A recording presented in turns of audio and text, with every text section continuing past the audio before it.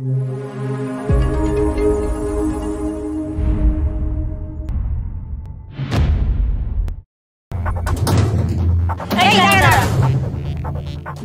এখানে ঢুকছিস কেন? এখানে গরিবদের খেতে দেই না। আরে আজব ব্যাপার, আমি কি ফ্রিতে খাবো নাকি? আমি তো টাকা দিয়েই খাবো, তাই না? টাকা দিয়েই তো খাবি। তুই কি আদৌ জানিস এখানে এক কাপ চায়ের দাম কত? আরে তুই এক কাপ চায়ের দামের কথা বলছিস, ও কি এখানে এক বোতল পানি এফোর্ড করতে পারবে? আরে আজব ব্যাপার তো, আপনারা এভাবে কেন কথা বলছেন? আপনারা জানেন আমি কে? কে তুই?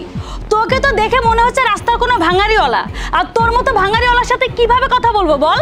আর শোন, তুই না জেনে না বুঝে এখানে ঢুকছিস, আর আমাদের দায়িত্ব তোকে আটকানোর।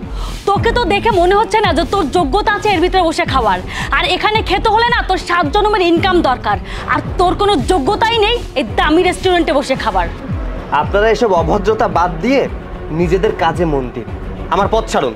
এই দাঁড়া, আমাদের নিজেদের কাজ আমরা নিজেরাই করছি, এখানে যাকে তাকে ঢুকতে দেই না। তুই যা এখান থেকে। তাছাড়া আর একটা পা যদি ভিতরে বাড়াস তাহলে তোকে 500 টাকা জরিমানা দিতে হবে। 500 টাকা জরিমানা? জরিমানা দিতে হবে কিসের জন্য? আশেপাশে তাকিয়ে দেখ, এখানে কত এলিট শ্রেণীর লোকজন আছে। এদের সাথে বসার স্ট্যান্ডার্ড কি তোর আছে? এদের সাথে তাল মেলানোর যোগ্যতাই যখন নেই, তখন এর ভিতরে ঢুকতে গেলে তো 500 টাকা জরিমানা দিতেই হবে।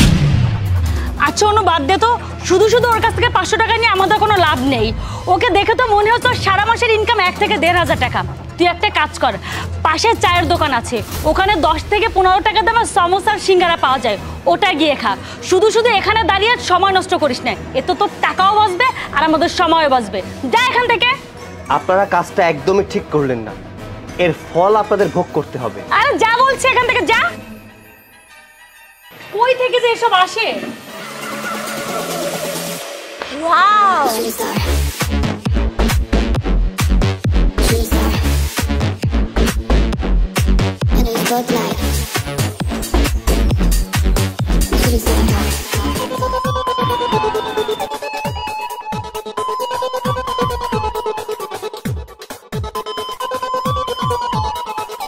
স্পোর্টস কার্স, তাও আবার আমাদের রেস্টুরেন্টের সামনে। এত দামি গাড়ি কে নিয়ে আসলো? কি সুন্দর গাড়ি। জানিস শোনো, এটা আমার খুব পছন্দের একটা গাড়ি, বলতে গেলে মাই ড্রিম কার। ড্রিম কার ড্রিমই থাকবে, এসব কি আর আমরা এফোর্ড করতে পারি? যাই হোক, চল ছবি তুলি দে।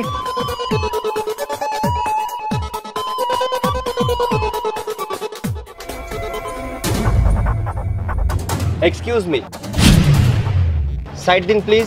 কেন, গাড়ি ধুবি বুঝি? জি না, গাড়ি বের করুন।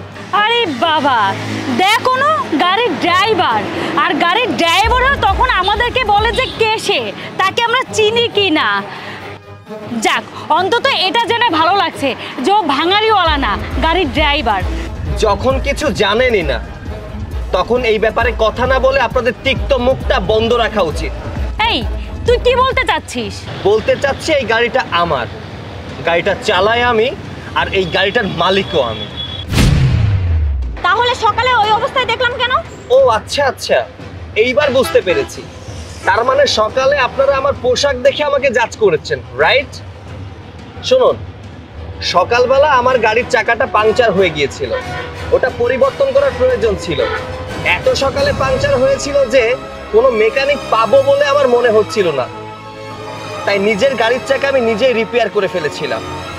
তাই হয়তো আমার গায়ে কালি লাগা ছিল, এর জন্য আপনারা আমাকে ভেবেছেন আমি ভাঙাড়িওয়ালা, তাই না? আচ্ছা, তখন অমন অবস্থা দেখে আমরা বুঝতে পারিনি। ও আচ্ছা, আপনারা বুঝতে পারেননি। আচ্ছা ঠিক আছে, আমি মানলাম আপনারা বুঝতে পারেননি। আমি তো আপনাদেরকে বলেছিলাম যে আমার কাছে টাকা আছে, আপনারা আমাকে গরিব ভেবে রেস্টুরেন্ট থেকে বের করে দিয়েছিলেন। কেন, একজন গরিবের কি রেস্টুরেন্টে বসে খাওয়ার অধিকার নেই? তার কাছে টাকা থাকা সত্ত্বেও কি তারা আপনাদের রেস্টুরেন্টে বসে খেতে পারবে না? এই সংবিধান কোথাও লেখা আছে নাকি? আচ্ছা, আপনারা বললেন আপনাদের এই রেস্টুরেন্টে এলিট ফ্যামিলির লোক ছাড়া কেউ খেতে পারে না। আমাকে একটা কথা বলুন তো, আপনার বাসায় যে চাকর বাকর আছে, আপনারা যে খাবার খান, এগুলো কি আপনার চাকর বাকরে খাওয়ান না? আপনার চাকর বাকর যেখান থেকে বাজার করে, আপনারা কি সেখান থেকে বাজার করেন না? আপনার চাকর বাকর যে পানি পান করে, আপনারা কি সেই পানি পান করেন না? তখন এসব ভেদাভেদ কোথায় থাকে? আসলে আপনাদের এই কর্মকাণ্ডকে বলা হয় হিপোক্রেসি। আপনাদের মতোই ছোট মনের মানুষের সাথে কথা বলার কোনো ইচ্ছাই আমার নেই। আপনারা সরুন, আমাকে যেতে দিন। দেখুন আমাদের ভুল হয়ে গেছে, প্লিজ আমাদেরকে মাফ করে দিন। একটা কথা কি জানেন, আপনারা যখন আমার সাথে ওইখানে খারাপ ব্যবহার করেছিলেন, আমি চাইলে আপনাদের মালিককে ফোন দিয়ে আপনাদের ব্যাপারে সবকিছু জানিয়ে দিতে পারতাম, যে আপনারা গরিবদের সাথে কতটা খারাপ ব্যবহার করেন। মানে আপনি কিভাবে জানবেন? আপনি কি চিনেন নাকি আমাদের স্যারকে? এই রেস্টুরেন্টের মালিক আমার ফ্রেন্ড হয়, সো আমি চাইলেই আপনাদের চাকরিটা ওই মুহূর্তেই নট করে দিতে পারতাম, চাকরি থেকে বের করে দিতে পারতাম। কিন্তু কেন করিনি জানেন? কারণ আপনাদের এখানে চাকরি করেই পেট চলে, আর আমি মানুষ হয়ে একটা মানুষের পেটে লাথি দিতে চাই না। এখনো সময় আছে, নিজেদেরকে শুধরে নিন, আর তা না হলে এমন এক জায়গায় আটকে যাবেন যেখান থেকে কখনো বের হতে পারবেন না। আপনারা সরুন, আমাকে যেতে দিন।